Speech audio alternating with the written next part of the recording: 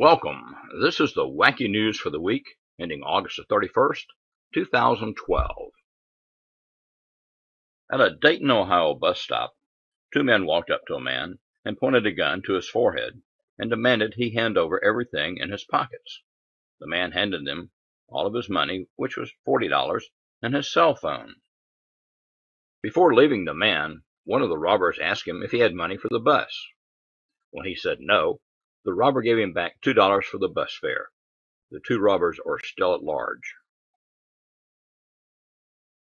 Back in 1914, the British government, in an experiment to map the undercurrents of the seas around Scotland, released 1,890 bottles into the water. In April, fisherman Andrew Leeper caught one of the bottles in his nets. This past Thursday, Guinness World Records confirmed that this 98-year-old bottle is the oldest message in a bottle found to date. The previous record was 5 years. The message inside the bottle was on a postcard and asked the finder to record the details of the find, and a reward of 6 pence would be paid. However, Leeper won't get his 6 pence because it's no longer being made. The recent wildfire in Fort Collins, Colorado, that burned 136 square miles and destroyed over 250 homes, is now causing problems for a Colorado brewery, New Belgium Brewing, the maker of Fat Tire beer. The water the brewery gets from the city is usually from the Powder River, but rainfall runoff has dumped ash from the fire into the river, turning it black. The city hasn't been getting its water from the river, so for now the water the brewery is using hasn't been affected. But the city's water utility believes it will be able to start drawing water from the river next month. After finding 6 components in the river that could affect the taste of the beer, the brewery's chemist will be checking the city's water. Now, I ask you, is this really art? In Minneapolis, Minnesota, the Walker Art Center held a film festival of online cat videos. You know, the ones you find on YouTube that can get millions of views because of the cat doing something cute or stupid. Organizers of the event wanted to find out if the private viewing experience of the videos would be the same if they were shared publicly on an outdoor screen. It must have been a success because they received thousands of submissions. They placed the videos in different categories from comedy to documentary, and visitors voted for a People's Choice Award, and a few Lifetime Achievement Awards were also presented. Lane Yeager of Cato, Montana, shot and killed a black bear when he returned home Monday evening around 9 o'clock. When he went to turn on the lights, the bear ran in front of him. Breaking through a screen, the bear entered an open window. He tore a door off to get to some trash. He ate peanut butter and flour, and he destroyed a Lazy Susan. Mike Metal of the Fish, Wildlife and Parks Department said the bear was probably in the house for about an hour, and that Yeager had the right to kill the bear to protect himself and his property. Not everyone hates bears. In Langley, Canada, Mark Dumas, an animal trainer, and his wife Dawn adopted a grizzly bear cub last year and named him Billy. Billy, now 18 months old and weighing in at 250 pounds, loves to watch TV, play in the family swimming pool with Dawn, and eat jam. He also likes to go to the local pub with the couple. Mark, who trains all types of animals for movies and TV, says Billy is very intelligent and has a really good spirit. He is very good-natured and he learns fast. Billy and 2 other cubs were born at a private zoo in Ontario. Carlos Garcia, who is serving time for 2 murder convictions and other crimes, used a razor blade and a popsicle stick to break a window bar and escape from the Lee County, New Mexico jail.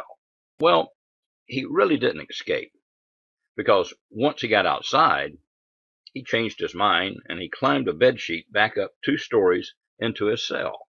Carlos told correction officers it took him about 5 months to break the bar on the window, and that he used plastic, newspaper, and more popsicle sticks to make a fake window.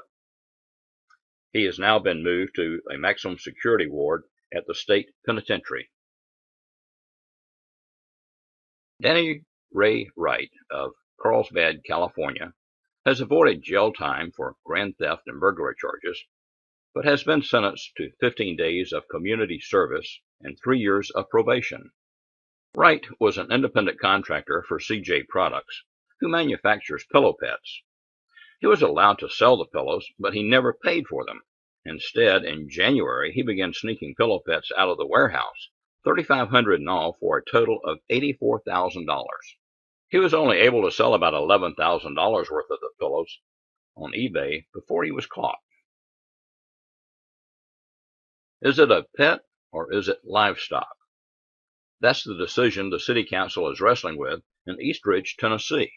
A year ago, Jeff and Samantha Vire bought their kids a black and white pygmy goat for a pet, not knowing that there was an ordinance about no livestock. If the council doesn't grant an exemption for the goat named Oreo, then he's got to go. But there's still hope. Sympathetic Mayor Brent Lambert says the city is willing to look at a narrow exception for Oreo. Randy Lee Tinsley, 44, of Kalispell, Montana, was pretending to be Bigfoot and trying to get people to call in a Sasquatch sighting. He was dressed in a military-style ghillie suit, which is full-bodied clothing made to resemble heavy foliage and is used to camouflage military snipers.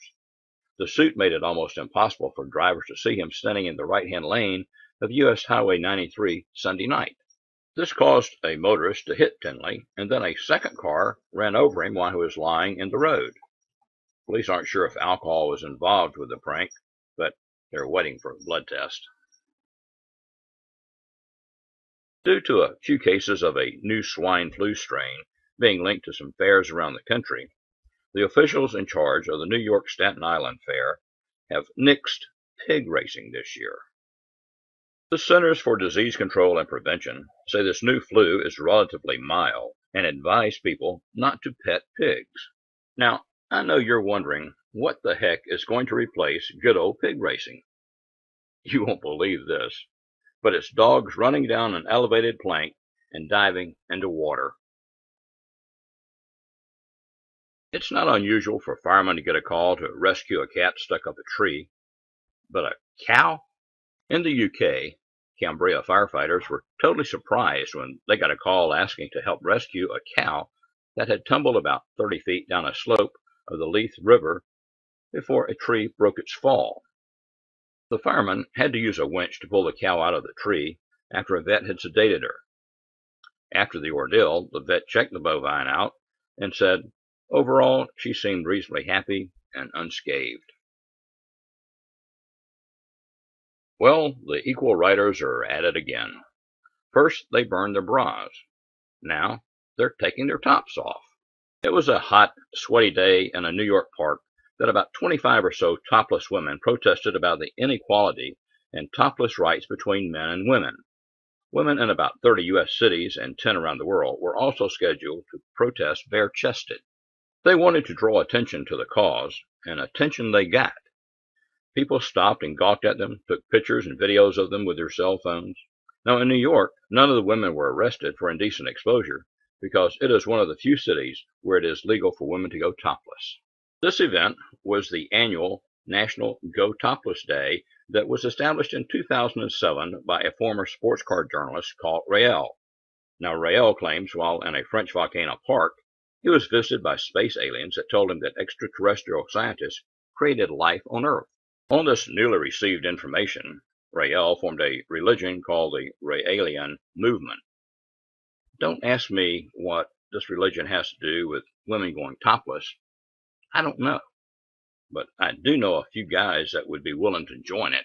Anyway, after all the bare-chested speeches were over, a guitarist played a reedwork version of the Beatles song Let It Be, while the crowd sang, Let 'em breathe, let 'em breathe. This is one of those give me a break stories.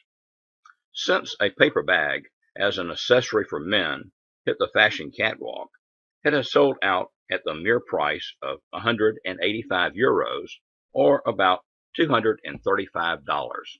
The bag is made of 100% coated paper and encompasses stitched seams. It's Jill Sanders' Menswear Autumn Winter 2012 Vasari bag.